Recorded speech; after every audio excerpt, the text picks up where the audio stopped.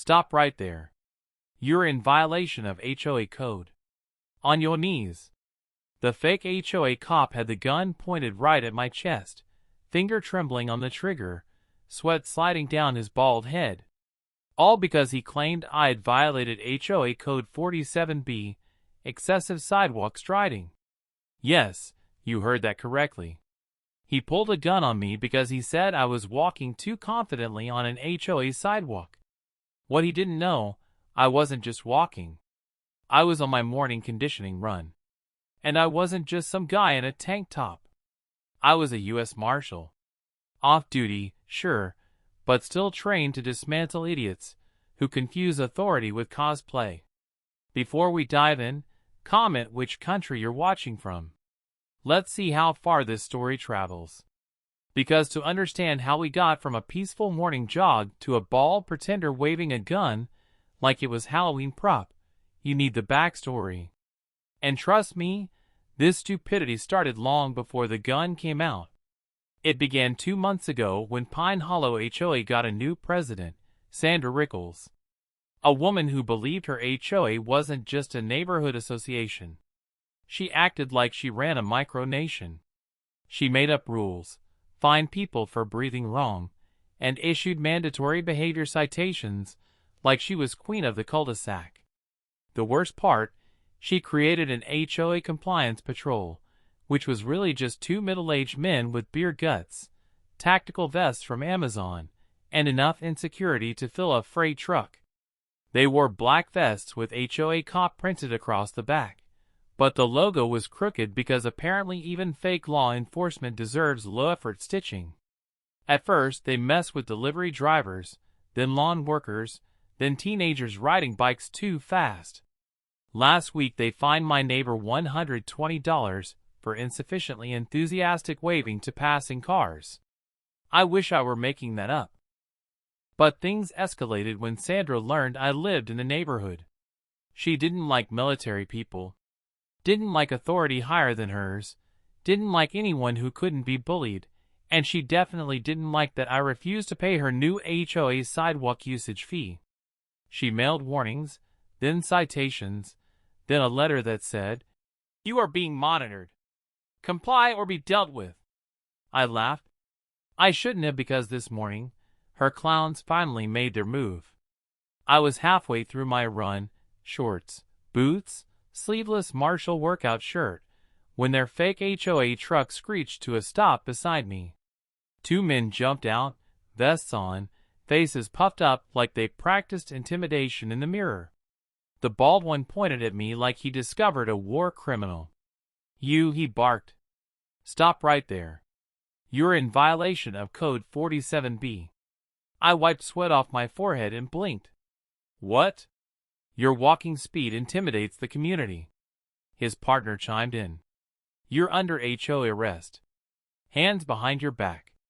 Then Baldy made the worst mistake of his life. He drew a gun, a real one, pointed it at my chest. Do it, he shouted. You're not special. We enforce the laws here. I didn't move, didn't flinch, didn't blink, because right then those men had no idea they were standing inches away from a federal U.S. Marshal, and they were 5 seconds away from learning exactly what that meant. The bald fake HOA cop kept the gun pointed at my chest, the barrel wobbling like he could barely hold the thing steady. Hands behind your back, he barked again, stepping closer. You're under HOA arrest for code 47B. His partner grabbed a pair of plastic cuffs off his belt, the cheap kind you buy in bulk online, and reached for my wrist. That's when the stupidity crossed the line. The second his fingers touched me, I moved fast. I spun my arm, broke his grip, and hooked his wrist so cleanly, he didn't even realize he was falling until his face was already kissing concrete. He hit the pavement with a thick thud, the impact knocking the wind straight out of him. "Aw, my nose," he wheezed, hands flailing. I didn't waste time.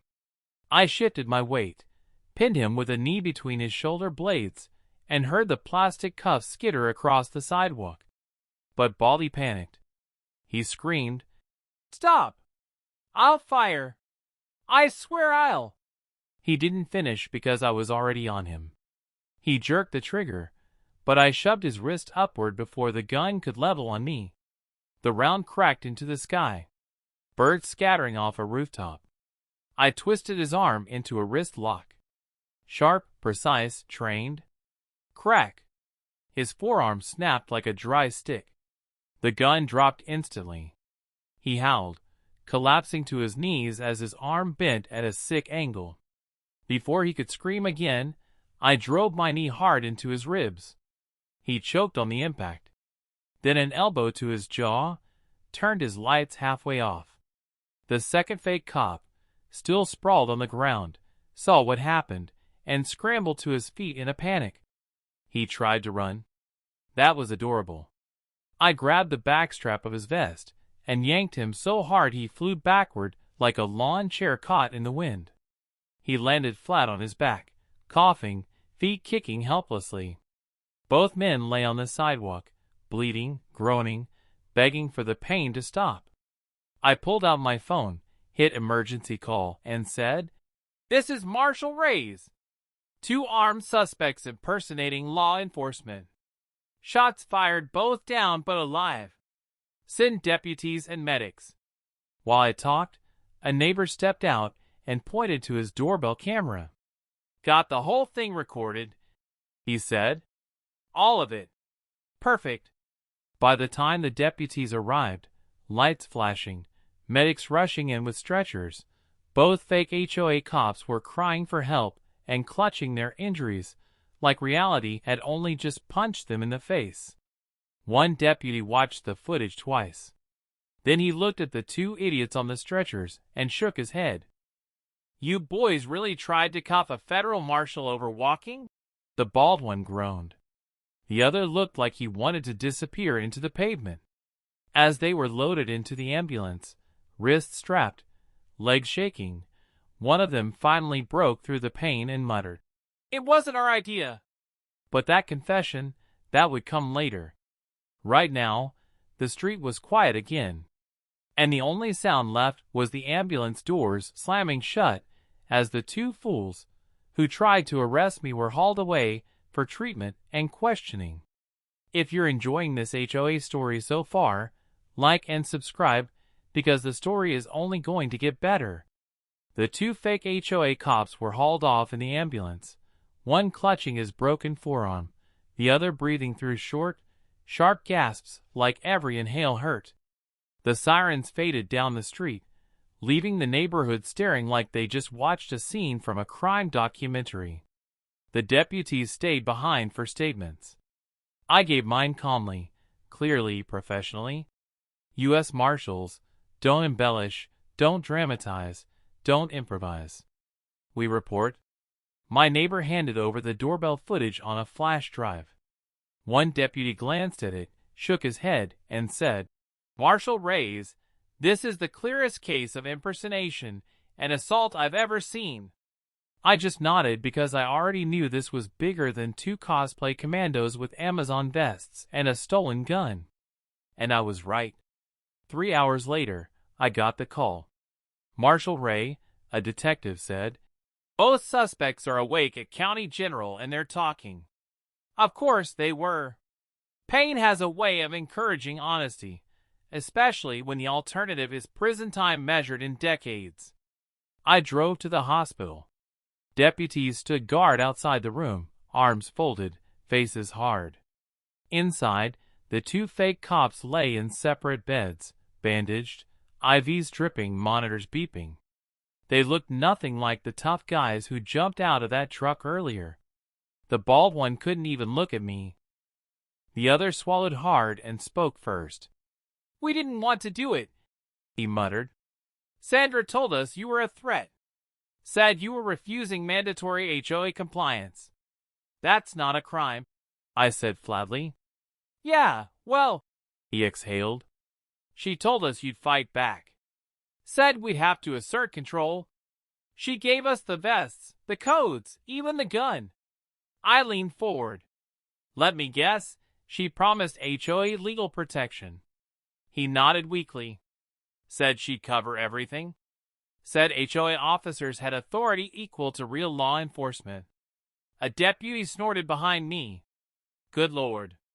The bald one finally spoke, voicing, "She told us to detain you. Said if you resisted, we were supposed to escalate force.